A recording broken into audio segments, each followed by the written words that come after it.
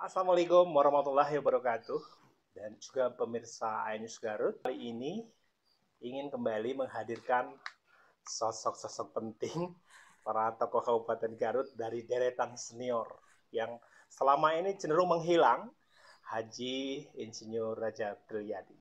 Assalamualaikum. Waalaikumsalam. Sampurasun. Wampet. Kemana aja Kang Haji itu? Ada. Kita lebih fokus membenahi Perusahaan ya. membenahi bisnis ya, berbuat. Ya sedikit-sedikit berbuatlah. Sedikit-sedikit berbuat. Lama-lama perbuatannya jadi bukit juga. Sedikit saya ingin review, beliau adalah sosok pengusaha yang memang sejak awal debutnya terlahir dari keluarga pengusaha. Beliau juga sempat masuk di dunia politik pada eranya dan hari ini sudah termasuk pada jajaran politisi senior. Meskipun entah masih tercatat sebagai anggota partai politik ataupun tidak. Yang pasti kalau kiprah dunia usaha itu lebih menarik karena apa? Sosoknya hari ini sudah ada di deretan jam terbang nasional sebenarnya, walaupun putra Kabupaten Garut, tetapi banyak mengembangkan sayap usahanya di luar Kabupaten Garut. Apa saja kira-kira? Saya ingin bertanya, Kang Haji sebenarnya setelah selama ini Anda keliling ya, saya tahu dalam catatan kami juga pernah di sejumlah daerah, terutama di luar pulau ya, di luar Jawa ini. Sebenarnya posisi dunia usaha Garut itu ada di mana sih sebenarnya jika dibanding sejumlah daerah yang lain? Setelah saya tahun 2010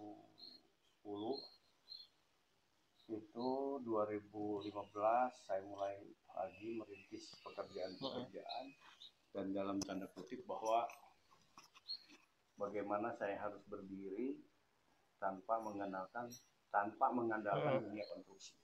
Oke. Kita harus berdiri, dan itulah yang namanya pengusaha. Artinya pada saat orang berebut, kita harus keluar dari rebutan itu dan kita bisa menciptakan hal baru yang bisa memunculkan, ngebuka pikiran-pikiran orang-orang. Jadi pindah kue ya? Iya. Tidak kue APBD lagi, Ya. apalagi di Garut. Lanjut, Anda sejak tahun 2000 sekian pindah haluan sebagai pengusaha konstruksi lokal yang saat itu berebut kue APBD, kemudian ada hijrah. Mungkin semua orang di Kabupaten Garut tahulah perjalanan saya. Ya. Dari awal saya berbicara, berorganisasi, di konstruksi, organisasi politik saya adalah Golkar, mentok karir saya di Golkar. Dan pernah jadi anggota dewan kan? Jadi anggota DPR. Dan ada sesuatu hal, dan itu kita jalani. 2015 kita mulai ngerintis lagi usaha, dan bagaimana saya pada saat itu ketemu dengan orang-orang yang mengatakan bahwa yang namanya pengusaha itu bukan hanya berebut dari kata ecek berebutan orang-orang yang mengatakan bahwa usaha di APBD hanya proyek yang enak gitu. Tapi seorang pengusaha adalah, saya akhirnya kenal dengan orang-orang hebat yang dari nol mereka mendidik saya. Akhirnya saya kebuka bahwa usaha itu tidak harus di APBD.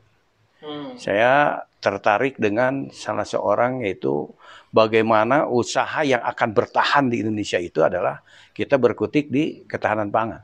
Ketahanan pangan. Jadi ketahanan pangan itu secara guyonnya dia berkata begini: selama manusia butuh akan nasi, disitulah kita masih akan hidup. Dan Anda bergerak di sektor itu kemudian? Nah, saya coba merintis. Saya coba merintis, dimulai dari saya sebagai pemasok dari orang keberapa ke Pokwan. Akhirnya saya jadi main kontraktornya Pokwan seluruh Indonesia itu. Terus saya juga akhirnya tertarik untuk bisnis di peternakan dan alhamdulillah berhasil. Lumayan. User untuk ketahanan pangan itu siapa ya Anda, di institusi pemerintah atau memang swasta? Sementara atau dua-duanya? Kita dengan swasta, bagaimana kita mempertahankan kebutuhan akan pangan ini. Saya bergerak di sana, ada ayam, ada sapi, ada ikan. Kita bergerak. Setelah itu akhirnya saya ketemu dengan, akhirnya mungkin Allah menakdirkan untuk kembali saya berkutik di bidang konstruksi. Oh, akhirnya ketemu juga. Cuma beda dunianya. Kembali lagi ke belakang, kita gabung lagi dengan Bukaka. Kita balik lagi dengan dunia listrik. Kita mendalami lagi di sana, gabung lagi di sana dan mengerjakan beberapa proyek pembangkit listrik tenaga mikrohidro ya. Ada yang di Sukabumi, ownernya yang dari Singapura. Terus saya juga di Pendey, terus di Cikandang, dan sekarang lagi berjalan kita di Pekalongan. Konteksnya di Garut juga kalau tidak salah ada kan tenaga listrik mikrohidro itu. Saya udah bikin di Garut yang sudah ready, udah beroperasi dan udah jual, malah yang satu udah jualnya karena Garut udah terpenuhi, kita ke Tasik yang di Pendey. Baru selesai, udah bayar. Berarti itu tahun berapa Anda mengerjakannya di Garut? Kalau dari Garut ini di tahun 2007. Oh, 2007 berjalan. Saya masuk dulu legislatif, berhenti dulu. Setelah itu saya kembali lagi. Dan alhamdulillah kita dipercaya oleh Kementerian ISDM bahwa ada investor yang dari luar selalu ditawarkan di kita. Di Ubruk itu kita mengerjakan satu pembangkit tenaga mikrohidro 9 megawatt sebesar 167 miliar. Kemudian dalam asosiasi itu Anda hari ini aktif di mana? Di Kadin atau seperti dulu Anda di Gampensi atau mungkin ada asosiasi lain? Saya masih pembina. Masih. Saya di Kadin sebagai wakil ketua.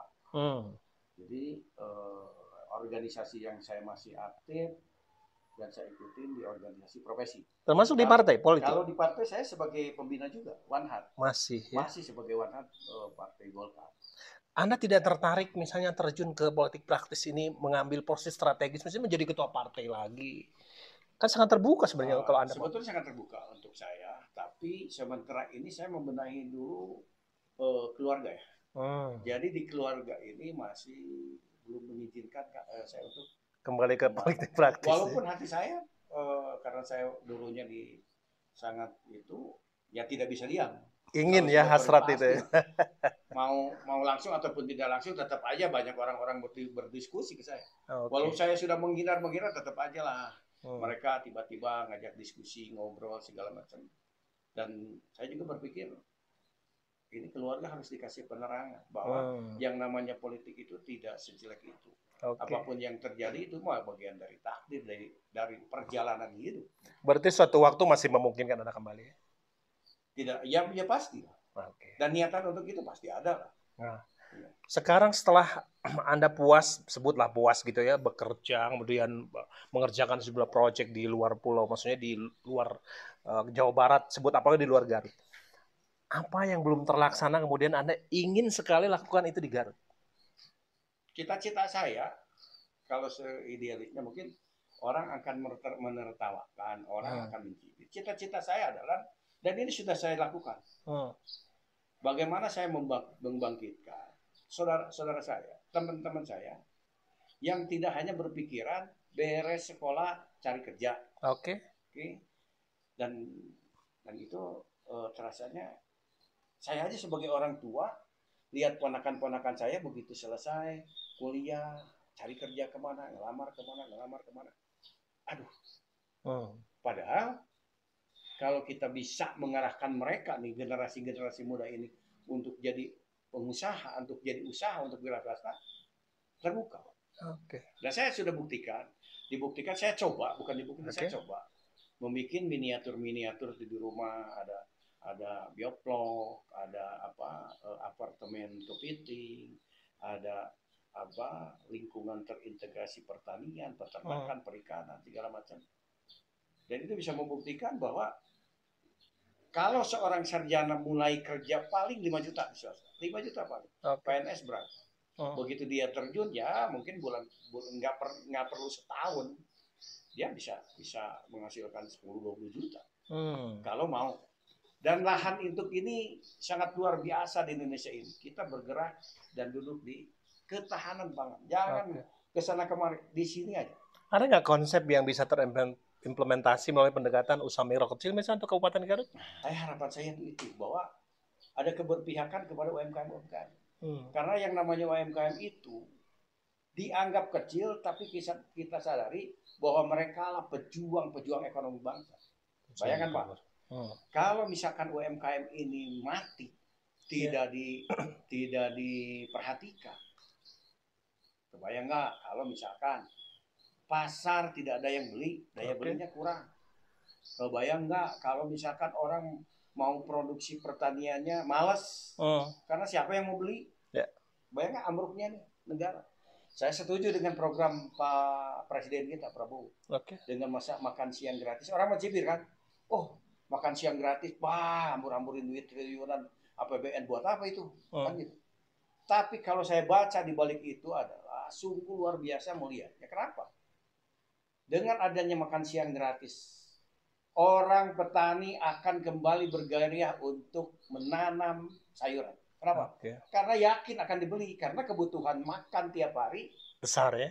600, saya sudah hitung kalkulasi 600.000 murid yang ada di Kabupaten Garut.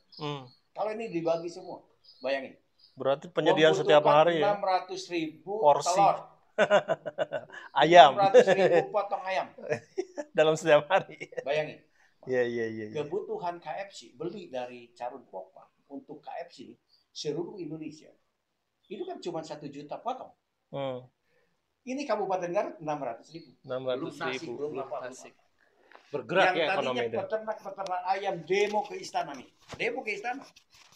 Minta perlindungan karena ayam harganya murah lah. Wah, segala macam. Dimainin mafia. Tidak. Nanti mereka akan semangat lagi. Karena ayamnya akan dibeli. Apalagi kalau ditambah kebijakannya. Bahwa makan siang gratis diharuskan memanfaatkan potensi lokal. Tidak boleh ada yang dari luar. Gitu. Apalagi misalnya ada penyesuaian harga itu. Karena orang ke pasar semangat. Karena akan datang orang untuk beli, untuk makan siang. Beras.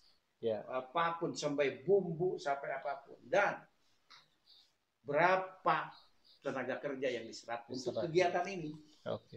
Jadi hanya orang bodoh yang mencibir ini. Gitu. Kalau mau menangkap peluang ini. Tapi maaf, saya tidak setuju kalau misalkan ini broker-broker yang cuma ingin memanfaatkan situasi aja. Situasi ini nanti ada dengan makanan kemasan, ini itu. Tapi kalau ini diserap untuk pemanfaatan ekonomi secara luas untuk Kabupaten Garut aja bayangin 600.000. Kalau saya salah, coba dikoreksi ke distrik, benar nggak? Dari mulai TK, SD, SMP, SMA 600.000. 600.000. Anda juga siap menjadi bagian partisipan dari program ini. Sebagai putra daerah ya. Dan mengajak kepada semua juga. Ayo.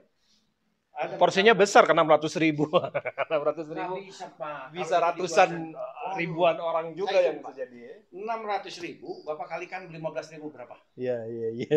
Kalikan sebulan berapa? Kalikan setahun berapa? Kurang lebih 3 triliun.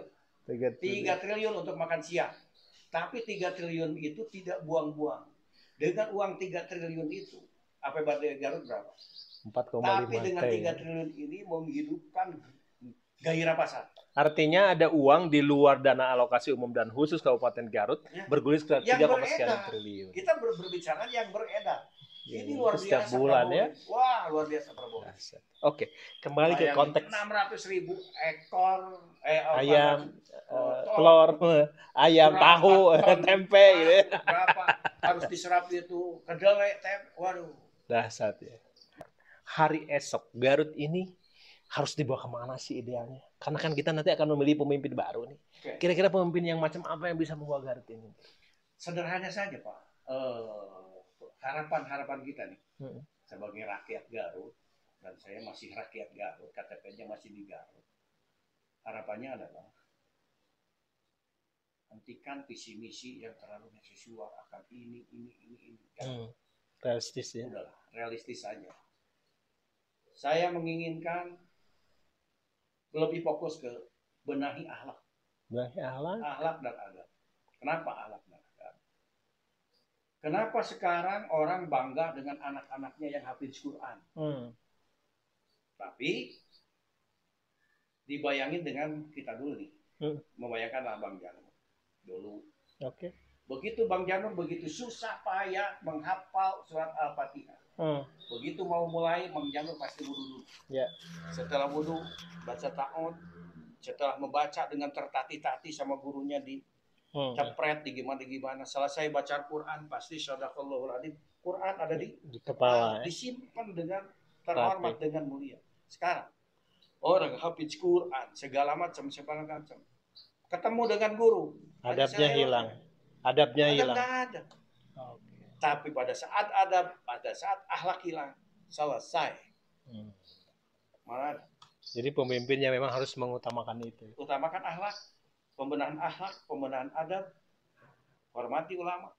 Udah itu masalah program ekonomi akan begini, Garut akan dibawa kemana dan kemana, itu akan mengikuti dengan sendirinya. Akan mengikuti dengan sendirinya. Kenapa? Pemerintah punya duit, Pak. Iya. Tapi ada niatannya. Contoh kecil, ginilah contoh kecil. Begitu cabang olahraga sepak bola juara Persiga, semua berbondong-bondong mengasih hadiah. Iya. Saya ingin jadi bapak angkat. Saya siap memajukannya. Tapi pada saat terpuruk ada juara tilawat musabaqah tilawatil Quran. Ada nggak? Nggak ada tertarik untuk jadi apa? Bapak angkat, memberikan dimulai atau disekolahkan lah atau gimana? Nah, itulah adab, itulah akhlak. Ada yang harus dibenahi. Nah, setelah dari sana, silakan susun visi misi akan membawa Garut ke sini. Tapi kalau salah, setelah adab dan akhlak, kunci utama keberhasilan adalah berantas kemiskinan. Berantas kemiskinan tidak hanya dikasih duit, dikasih apa? Bangun, ciptakan lewat pemuda-pemuda desa, pelajar-pelajar yang itu dalam benaknya. Saya harus berdiri sendiri. Kemandirian tanpa tergantung dengan orang lain. Dan itu diperintahkan dalam Al-Quran. Jangan pernah menghambakan kalian kepada selain Allah. Kalau saya berprinsip, kalau bupatinya tidak A, B, saya tidak akan hidup, ya selesai. Tidak akan hidup. Siapapun itu adalah pemimpin kita. Siapapun itu. Baik, terima kasih Kang Haji Rajab, luar biasa. Ini pemirsa bukan pertemuan saya yang pertama dan juga bukan yang terakhir.